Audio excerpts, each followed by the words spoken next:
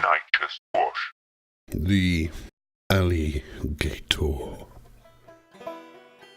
The word alligator is derived from the fusion of two Mayan words, alliga, which means dangerous, and ator, which has no literal translation in English. The closest we have is the word handbag.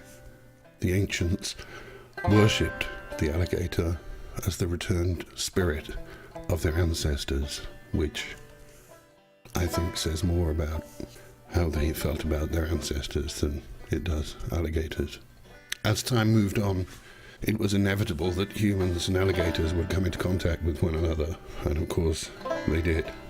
I think they could have shown a bit more respect to the alligators. The American Indians, for example, used to hang live alligators on the wall as a back scratcher, which, with the benefit of hindsight, I think we can agree was not a good idea.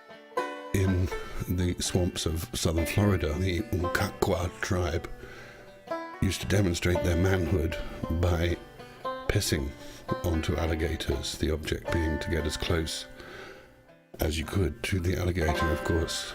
Things only got worse with the arrival of the white man. The original formula for Gatorade, for example, was feed as much cocaine as possible to an alligator and then collect its urine. As habitation spread, using more and more land which had previously been the gators' territory, there were obviously going to be clashes between human beings and gators. Initially, the white settlers created country and western music to try and keep the alligators as far away from them as possible, and that still works quite well. Despite having such very large jaws, alligators rarely chew their food. You might notice that. In recent research, it's been discovered that gators can communicate over hundreds of miles with a low frequency inaudible to humans. So far, analysing their language, we have found that they have at least 60 words for mud.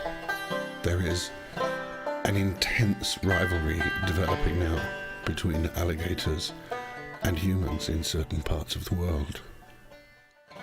Of course, humans often have the upper hand.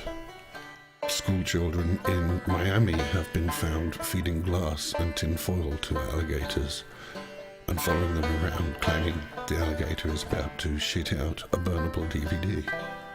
It's been said that an alligator will never attack a person with an IQ higher than 90. But of course, an IQ test on a corpse is often inconclusive. One thing is certain though. It has taken millions of years to evolve this animal with a jaw that can clamp down with a force of 3,000 pounds per square inch.